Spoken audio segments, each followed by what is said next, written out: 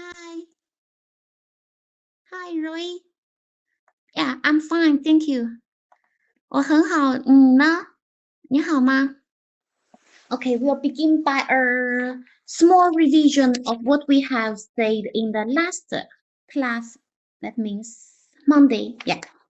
In the last class, we have said we may develop different models to represent the system from different perspectives. And we have listed 4 perspectives. Do you remember?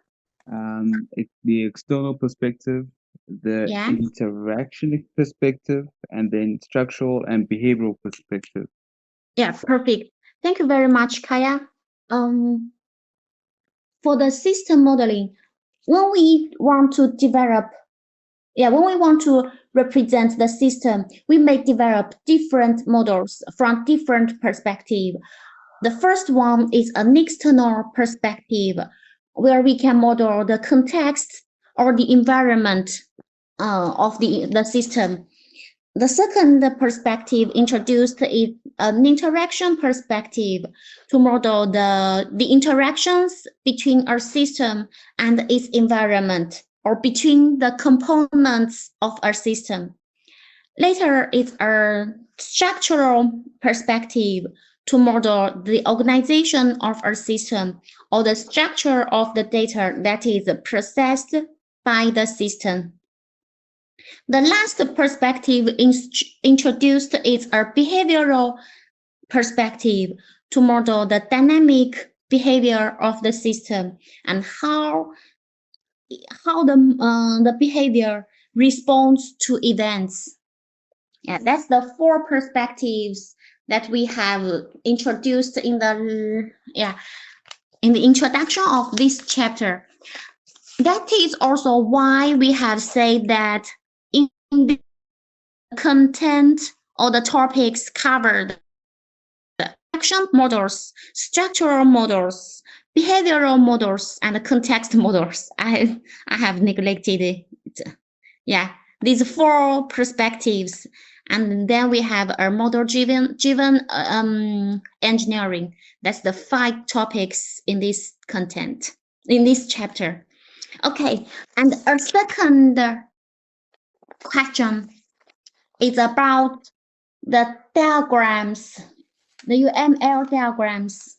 We have said that most users of the UML thought that 5 diagram types could represent the essential of our system. Which 5 UML diagrams to represent the essentials of a system?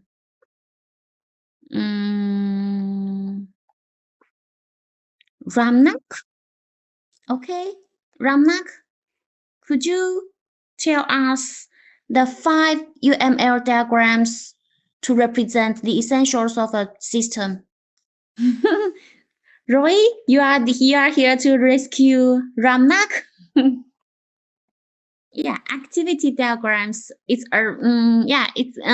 perfect.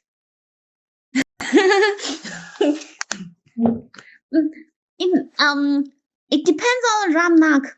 At least you should tell us. Okay.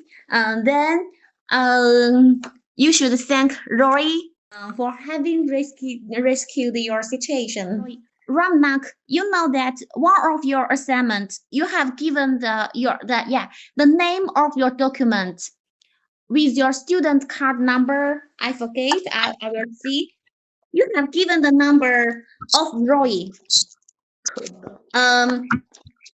Actually, your student card number should be 30.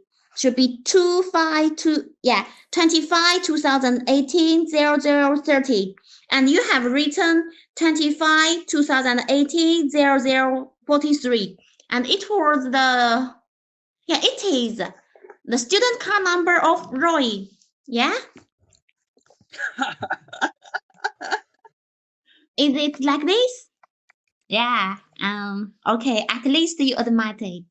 So the next time, pay attention. Okay, Kaya, Kaya, you are quick me. You are very quickly. Activity diagrams, use case diagrams, sequence diagrams, class diagrams, and the state diagrams. Exactly. Okay. Thank you very much.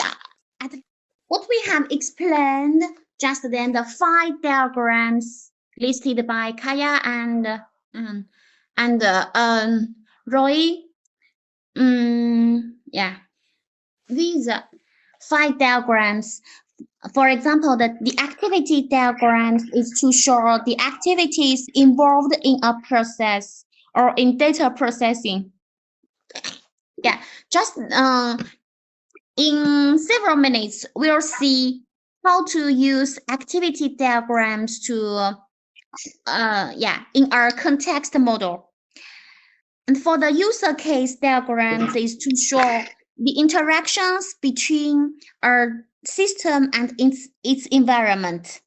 For sequence diagrams, it's to show the interactions between actors and the system and between system components. So these 2 diagrams can be used in interaction model. That means from an interaction perspective. Then we have the class diagrams to show the object classes in the system and the associations between these classes. Also state diagrams to show how the system reacts to internal and external events. Okay, here is for a summary, a small revision of the introduction. Now we'll begin our first topic, the context model. The context model, we often use context models to illustrate the operational context of our system. They show what lies outside the system boundaries. In fact, at an early stage in the specification of our system, we should decide on the system boundaries. And this means that we may work with the system stakeholders to decide what functionality should be included in the system and what is provided by the system's environment. Here, social and organizational concerns may affect the decision on where to position system boundaries. That means which kind of information or which kind of functionality should be included or which should not be included.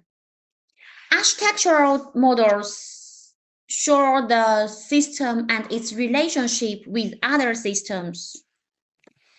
For the boundaries, the system boundaries are established to define what is inside and what is outside the system.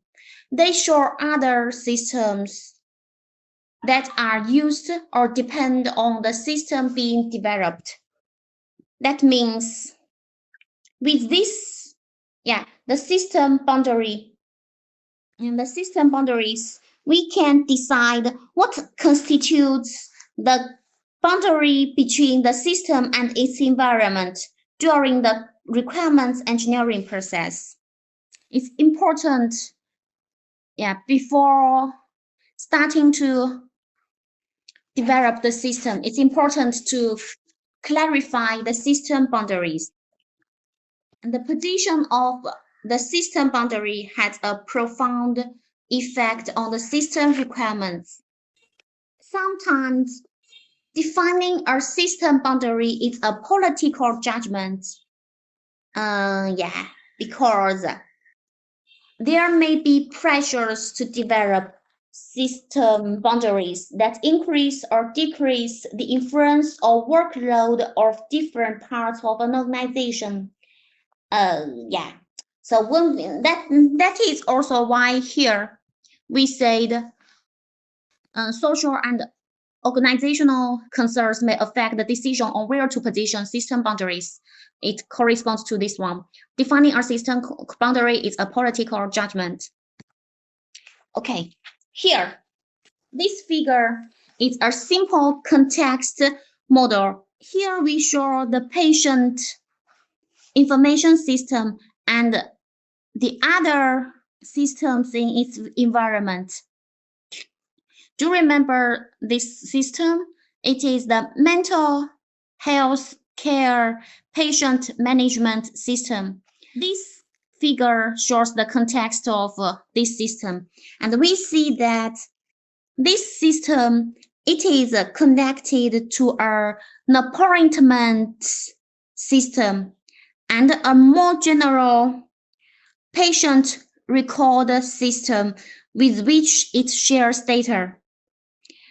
This system is also connected to systems for management reporting and here is the admission systems. That means the hospital bed allocation and a statics system that collects information for research. Finally, this system is makes use of a prescription system to generate prescriptions for patients' medication. Here is the context of this system. As we see in this example, text models simply show. Yeah, I have noted for you. And here for the, as we show in the figure, context models normally show that the other systems show that the environment includes several other automated systems. We show the other systems in the environment, but we don't show how the system being developed is used in that environment. That means we don't show the types of relationship between the systems in the environment and the system that is being specified. And process models reveal how the system being developed is used in broader business processes. As we have seen, simple context models are used along with other models, such as business process models. And these describe human and automated processes in which particular software systems are used. We may use the UML activity diagrams to define business process models.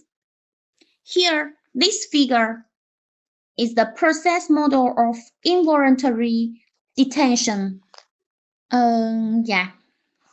This is a model of an important system process that shows the processes in which our system, mental health care patient management system, this system, the processes in this system in which the system is used.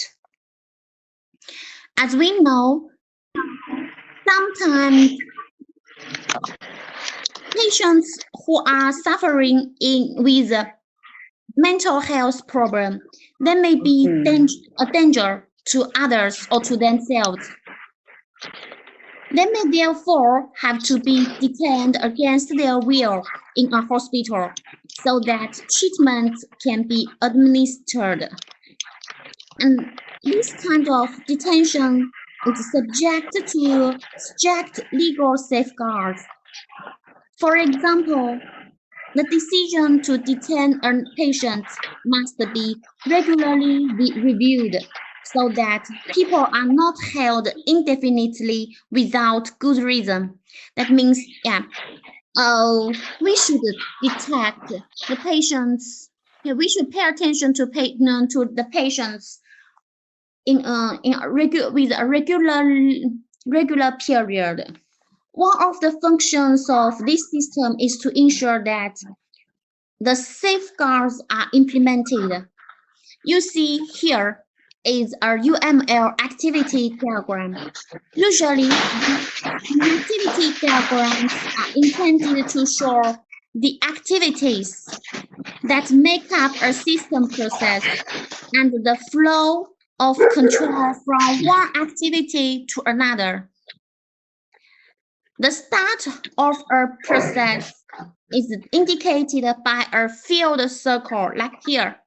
Here is the start of a process.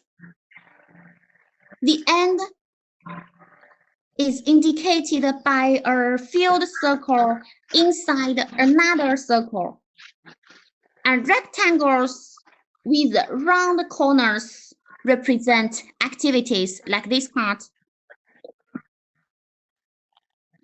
That is the specific sub-processes that must be carried out. Just like here, we have several sub-processes to be carried out. We may include objects in activity charts. Here, in this figure, the systems are used to support different processes. And in our activity diagram, arrows like these arrows, they represent the flow of work from one activity to another. A solid bar like this, it is used to indicate activity coordination. When the flow from more than one activity like this, more than one activity, they lead to, these activities lead to a solid bar, then all of these activities must be completed before progress is possible.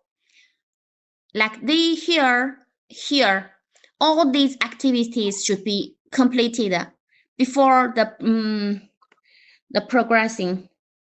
And when the flow from a solid bar leads to a number of activities like this part, a solid bar, it leads to a number of activities.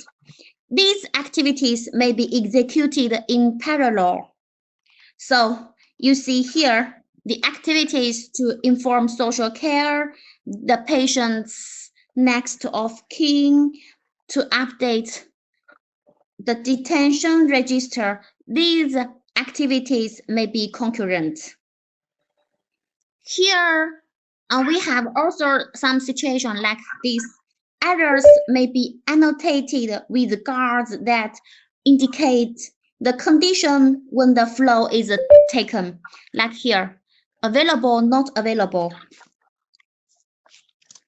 We see that guards showing the flows for patients who are,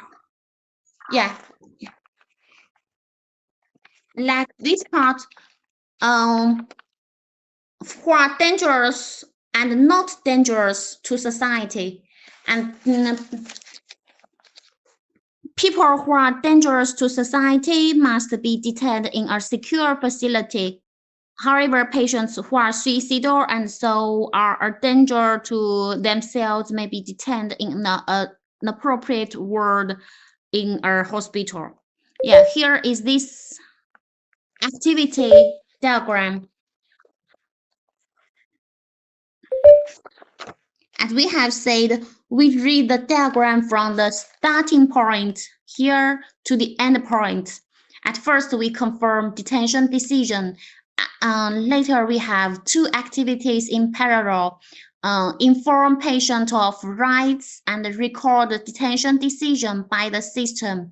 Here is the activity, the process, the sub-process, and here we have the system.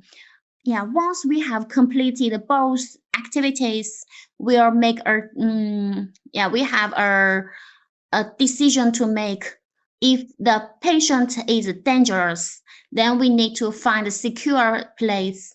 Else, if the patient is not dangerous, we'll admit the patient to hospital. It is also through the system admission the admission systems. If the patient is dangerous, we have still a decision. to see if the secure place is available or not. If it is available, then we can transfer the dangerous patient to a secure hospital. Else, we should transfer the dangerous patient to police station. After completing these activities, we need to do 3 activities in parallel. Inform social care, inform next of kin, update register. It's also with the system. Then we end the process with this symbol. Okay, this is this activity diagram to show the process of involuntary detention. And here, this one is, we can consider it as the context model of our model. That means we represent our model from a context perspective, an external perspective. Now we'll see the second part, which is to show the interaction models.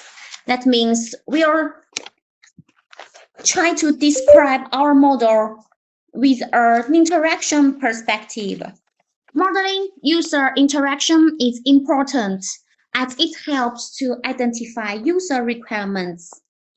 In fact, all systems involve interaction of some kind, and this can be user interaction, which involves user inputs and outputs, interaction between the system being developed and other systems, or interaction between the components of the system.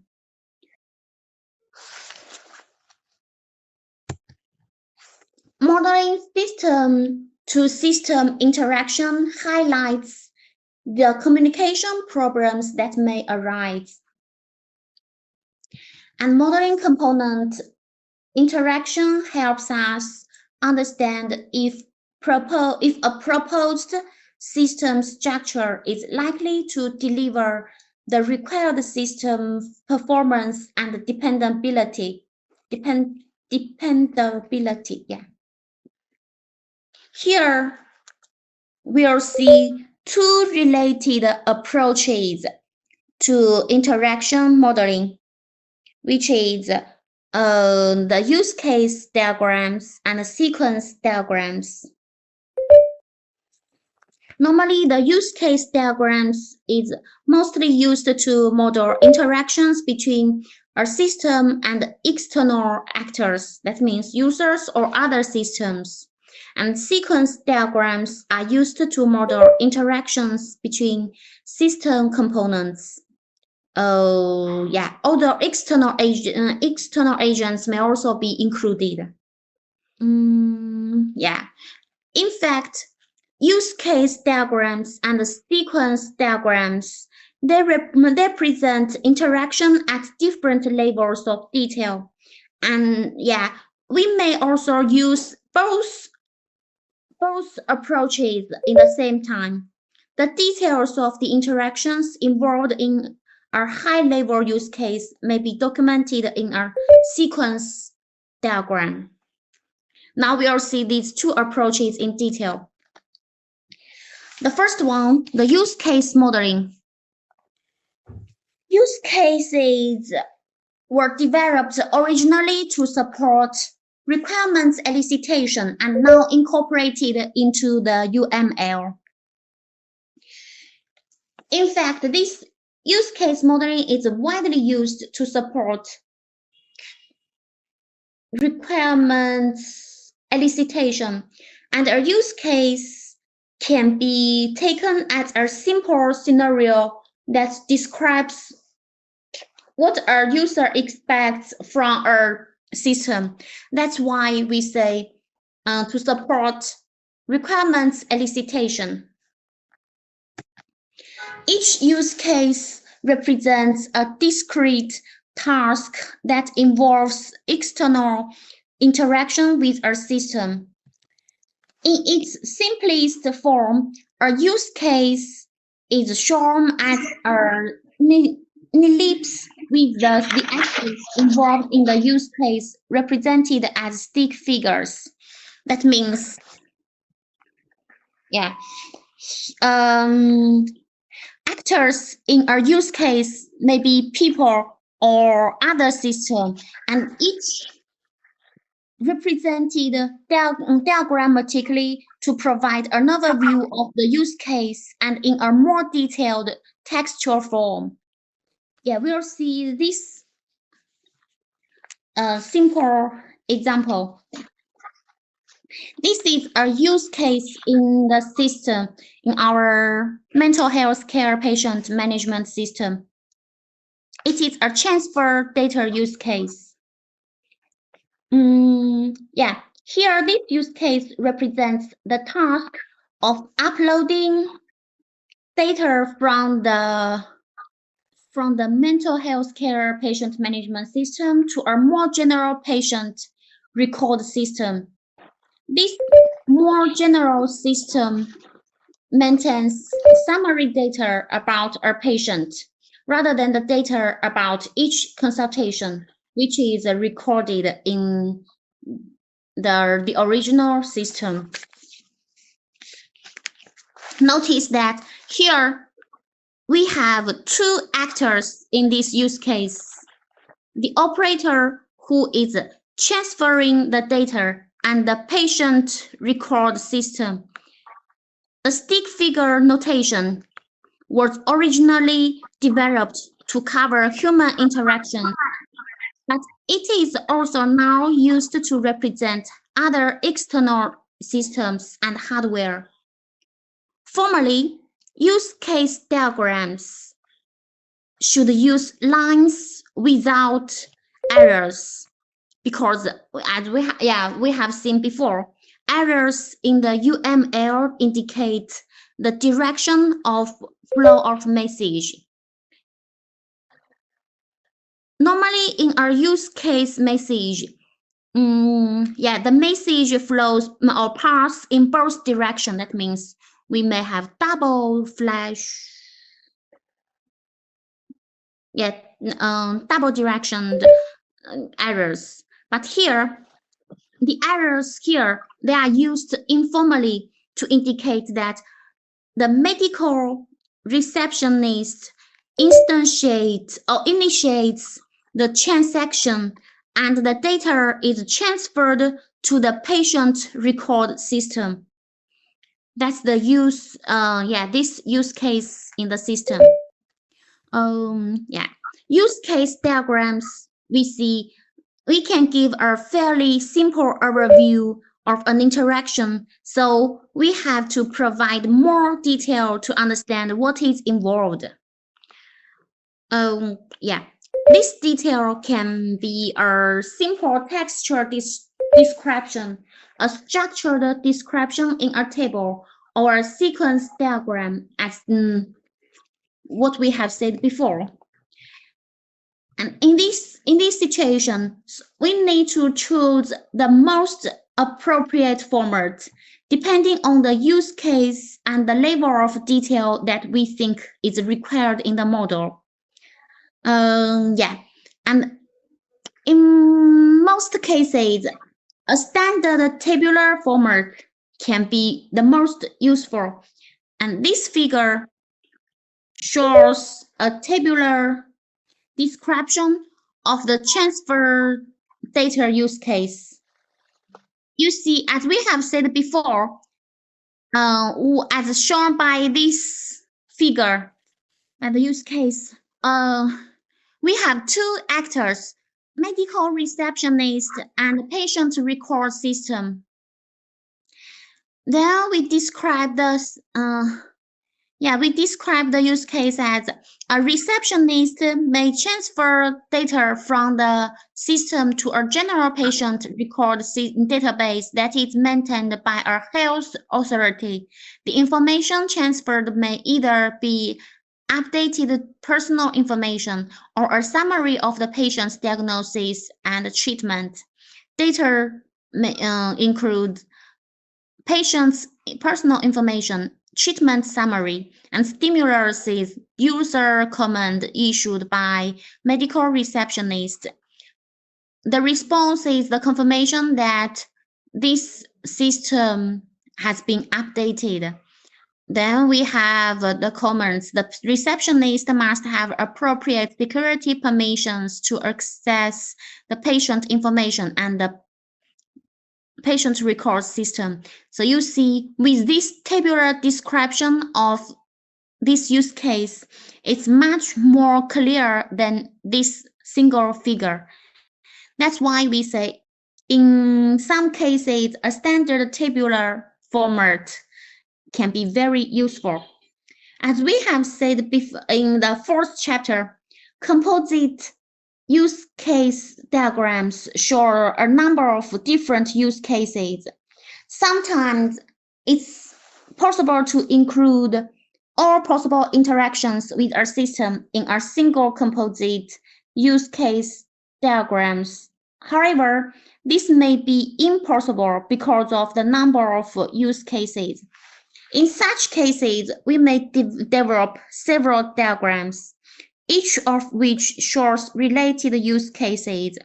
For example, here, this figure shows all of the use cases in the mental health care patient management system in which the actor medical receptionist is involved.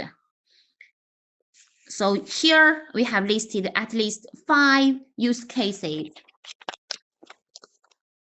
We may have as a medical receptionist. This actor, the medical receptionist, we may be involved in register patient, in unregistered patient, in view patient information, in transfer data, in contact patient. Yeah, that's why we have this figure to show the use cases of this system in which the actor medical receptionist is involved. Okay. And then we'll see our second approach to interaction modeling. Yeah, I think we'll talk about it after the break. So now we'll have a break of 10 minutes. Oh, Jackie.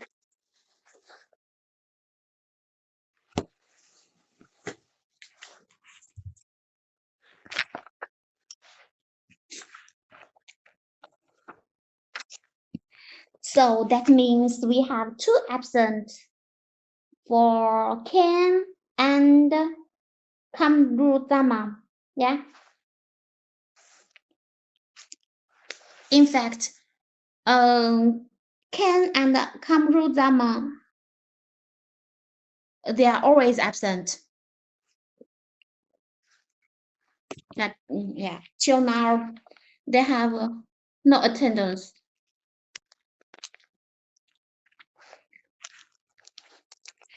Okay. So this is for the attendance.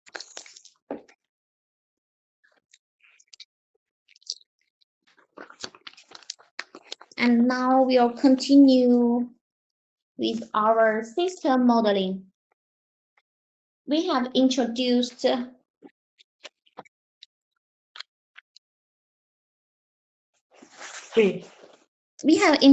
the first approach for the interaction model, which is the use case modeling.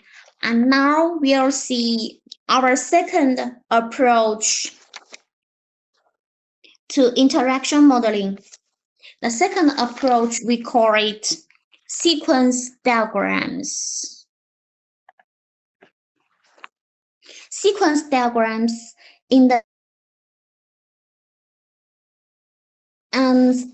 they are part of the UML, and they are used to model the interactions between the actors and the objects within our system. We primarily use sequence diagrams in the UML to model the interactions between the actors and the objects in our system, and the interactions between the objects themselves. That's the definition of sequence diagrams. As the name implies, a sequence diagram shows the sequence of interactions that take place during a particular use case instance, and the objects and actors involved are listed along the top of the diagram with a dotted line drawn vertically from these. Here, we'll see an example of the sequence diagrams, and we'll remark these points, the objects, actors, where we put them, and how, with a dotted line, etc. Also, the interactions between objects are indicated by annotated arrows. Here, this figure is an example of a sequence diagram. This sequence diagram illustrates the basics of the notation. This diagram models the interactions involved in the view patient information use case, where a medical receptionist can see some patient information. You see, as we have said here, the objects and actors are, they are listed along the top of the diagram. As here we have 3 objects and actors with a dotted line drawn vertically from these. You see dotted line. Interactions between objects are indicated by annotated arrows. The interactions between these objects with these annotated arrows. The rectangle on the dotted line here, this part, this part, this part, this part. These rectangles indicate the lifeline of the object concerned. That means the time that the that object instance is involved in the computation. We read the sequence of interactions from the top to bottom, and the annotations on the arrows. These annotations, they indicate the course to the object. To the objects, there are parameters here, and the return value. In this example, we show the notation used to denote alternatives. Here, the alternatives. A box named ALT is used with the condition indicated in square brackets, like here, the condition. So how to read this figure? To read this figure, we read from the top to the bottom. The medical receptionist triggers the view info method in an instance P of the patient info object class. We should supply the patient's identifier PID. P is a user interface object. It is displayed as a form showing patient information. Then this instance P calls the database to return the information required, supplying the receptionist's identifier to allow security checking. You see info PID UID. Later, the database here, the database checks with an authorization system that the user is authorized for this action. If it is authorized, then the patient information is returned and a form on the user's screen is filled in. If authorization fails, then an error message is returned. You see, that's how we can read this figure. We have a second example of a sequence diagram from the same system. Here we illustrate two additional features. These are the direct communication between the actors in the system and the creation of objects as part of a sequence operations. In this example, an object of type summary, it is created to hold the summary data that is to be uploaded to the patient record system. We can read this diagram as this. The receptionist logs onto the patient record system. There are two options available here, This allows the direct transfer of updated patient information to the patient record system and the transfer of summary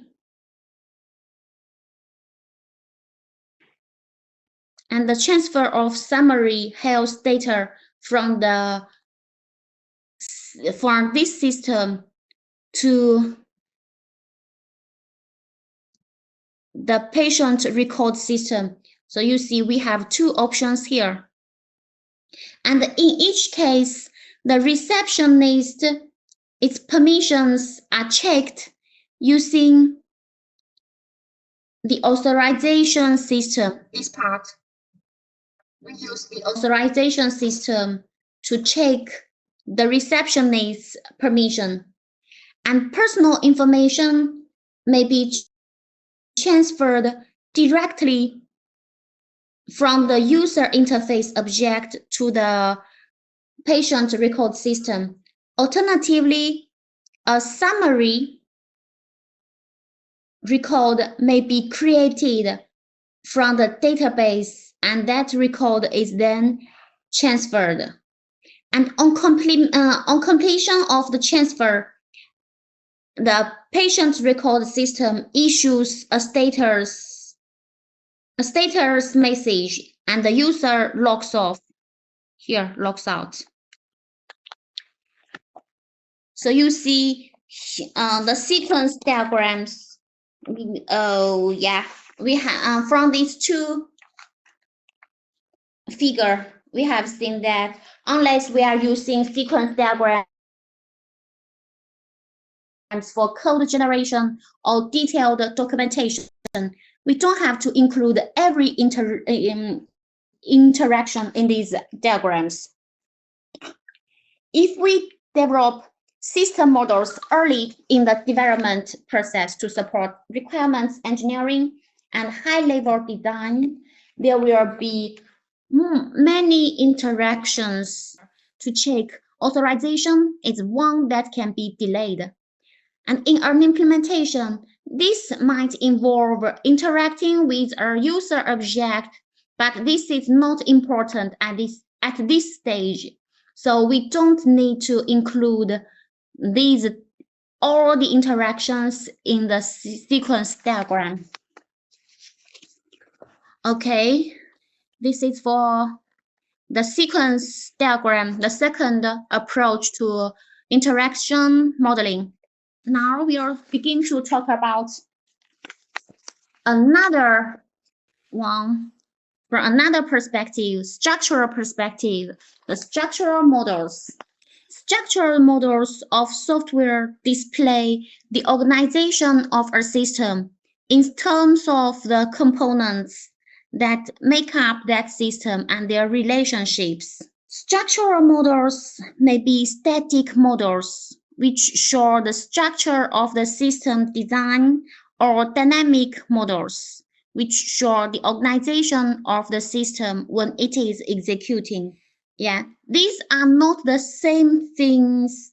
The dynamic Organization of a system as a set of interacting threads may be very different from a static model of the system components. And we create structural models of a system when we are discussing and designing the system architecture. Here, we'll focus on the use of class diagrams for modeling the static structure of the object classes in a software system. Now we'll see the class diagrams in detail. Class diagrams are used when developing an object-oriented system model to show the classes in a system and the associations between these classes. Yeah, we have talked about class diagrams in the last semester in Java courses. As we have said, an object class can be thought of as a general definition of one kind of system object. And association is a link between classes that indicates that there is a relationship between these classes. And consequently, each class may have to have some knowledge of its associated class. And when we are developing models, objects represent something in the real world, such as a patient, a prescription, doctor, etc. Especially when we develop models during the early stage of the software engineering process.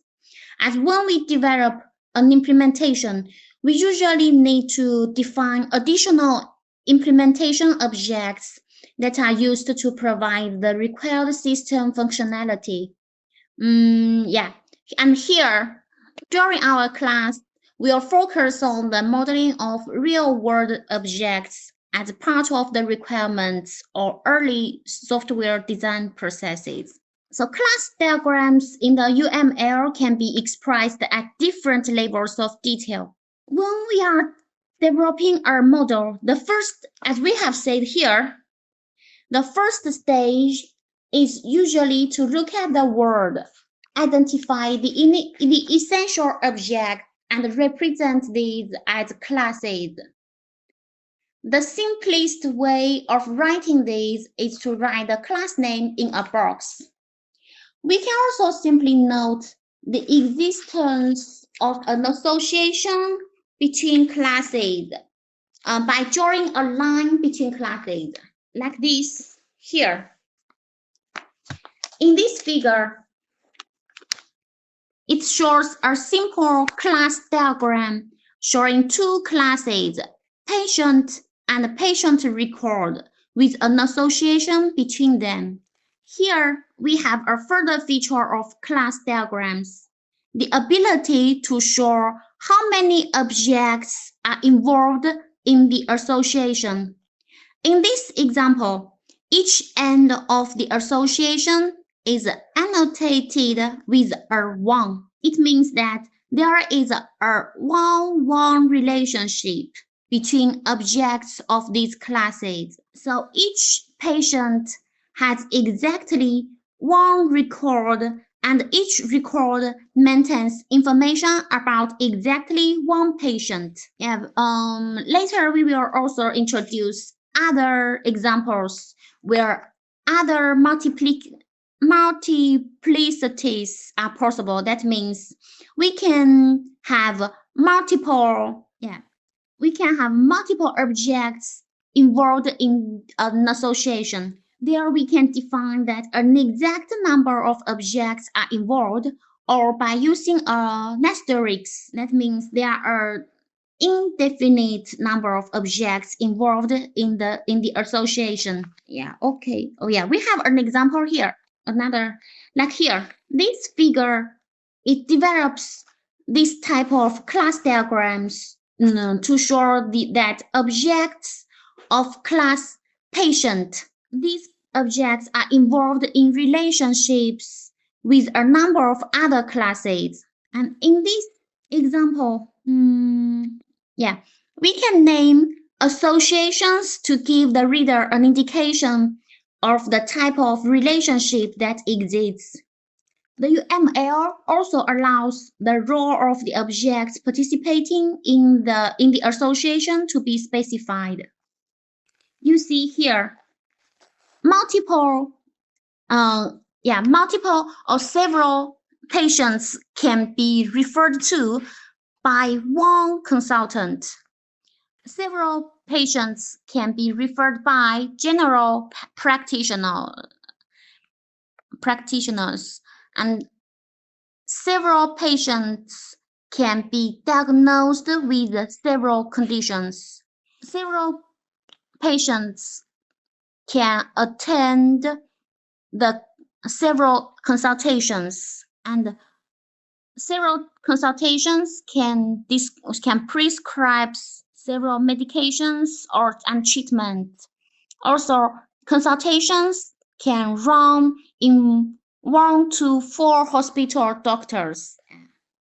You see here, we have named associations to give the reader an indication of the type of relationships between these classes. And at this level of detail, class diagrams look like semantic data models. Semantic data models are used in database design. They show the data entities, their associated attributes, and the relationships and the relations between these entities. Okay, and when we show the associations like these associations between classes, it is convenient to represent these classes in the simplest possible way. And to define them in more detail, we add information about their attributes, like the characteristics of an object and operations. The things you can request from an object is like the attributes and the methods in Java. Yeah. For example, a patient object will have the attributes adjust, and we may include an operation called change adjust, which is called when a patient indicates that they have moved from one adjust to another. So in the UML, we can show attributes and operations by extending the simple rectangle like this to a more complete rectangle to represent a class, like here. In this figure, we show the consultation class, and we have more information here than this part, consultation. In this figure, we have the name of the object class in the top section. Yeah. Normally in Java course, we have also talked about this. Yeah, here is the name of the object class, and the class attributes are in this model section.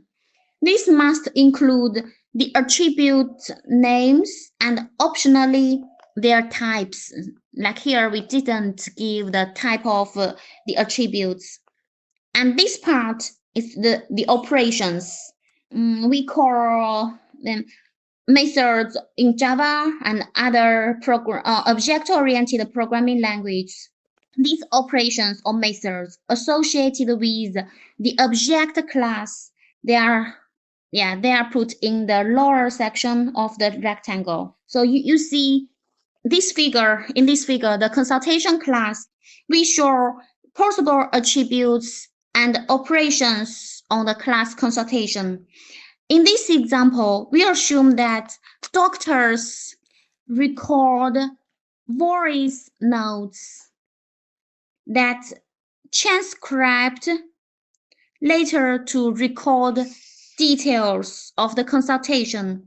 To prescribe medication, the doctor involved must use the prescribe method to generate an electronic prescription. Yeah, that's this consultation class explained by the class diagram. Yeah, we have a relationship between classes we call generalization. Generalization is an everyday technique that we use to manage complexity. We place entities in more general classes like animals, cars, houses, and learn the characteristics of these classes. Rather than learn the detailed characteristics of every entity that we experience, we place these entities in more general classes and learn the characteristics by drawing a line between these classes. This allows us to infer that different members of these classes have common characteristics, like squirrel and rats are rodents. So we can make general statements that apply to all class members, like all rodents have teeth for gnawing.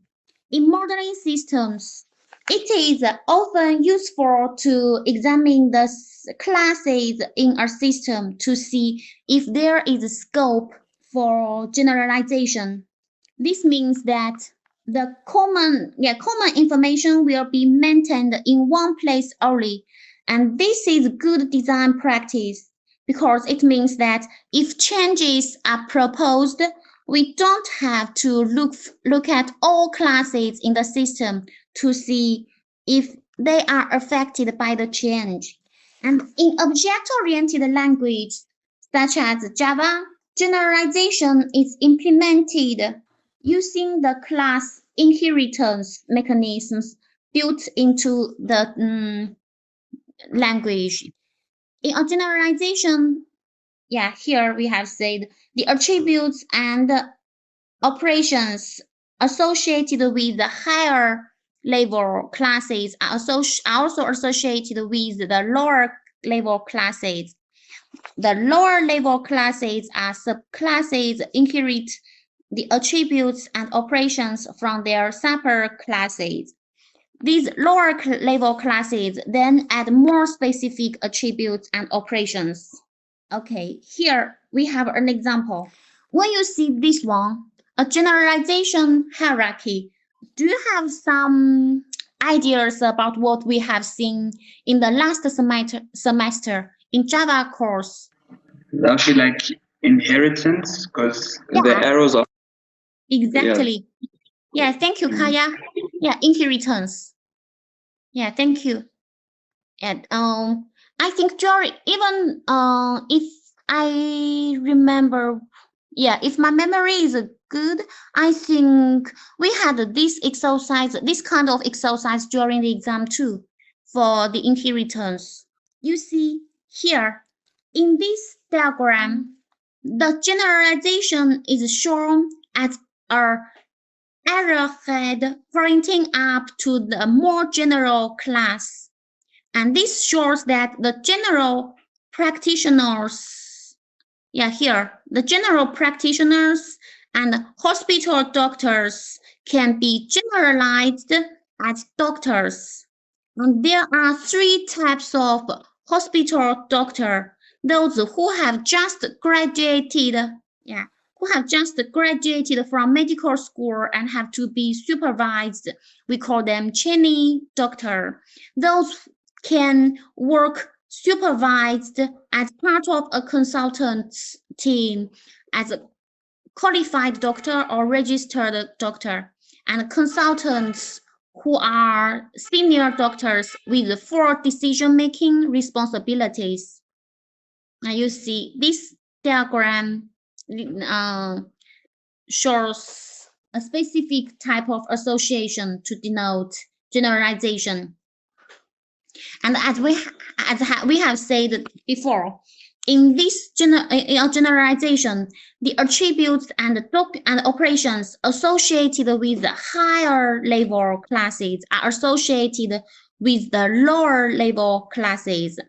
And the lower level classes are subclasses inherit the attributes and operations from their superclasses.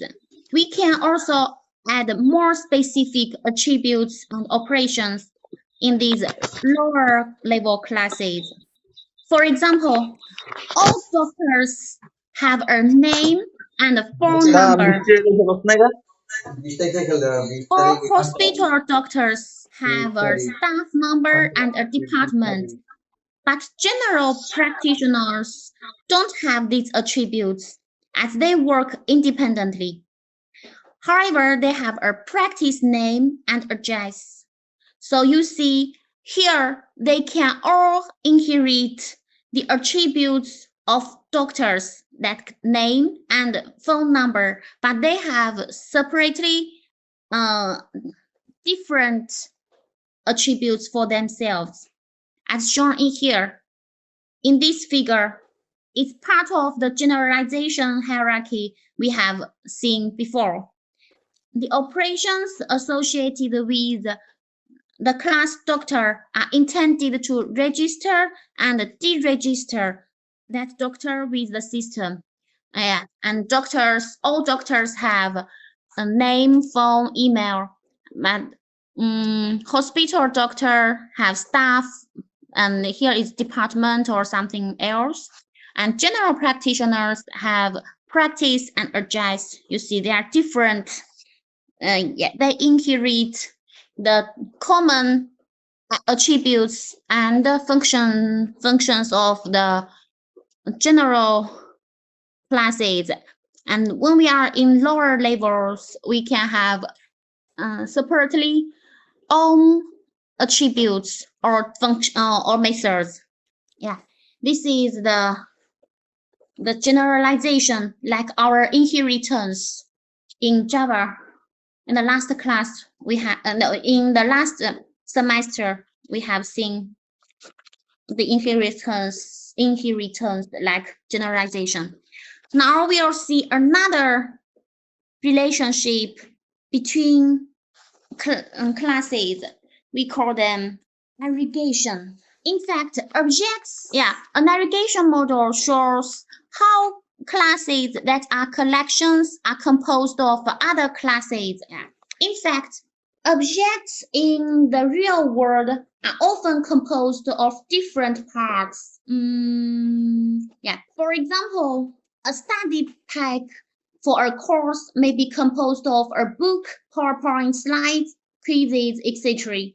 So sometimes in our system model, we have to illustrate this. And the UML provides a special type of association between classes called aggregation. That means that one object, the whole is, here, one object is composed of other objects. The whole is composed by the parts.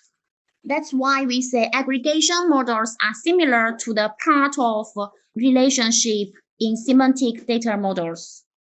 And to show this, we use a diamond shape next to the class that represents the whole. Here, as shown in this figure, a patient record is a composition of patient and an indefinite number of consultations. That is a patient, the aggregation relationship. We use a diamond shape next to the class that represents the whole. Here, the patient record is the whole, and the patient consultation are the parts. That's why it's like this. And we say that a patient record is a composition of a patient and an indefinite number of consultations. That's why we have a generalization. We have the aggregation association like this for this model. Okay, so this part is for the interaction models. You see, we have introduced for the context model. We have seen UML activity diagram, and for the interaction models, we have seen use case modeling and sequence diagrams. We have seen different relationships between classes, like the generalization and the aggregation. Goodbye. Okay, thank you. Goodbye. Have a good time. Yeah. See Have you a good day. tomorrow. See you tomorrow.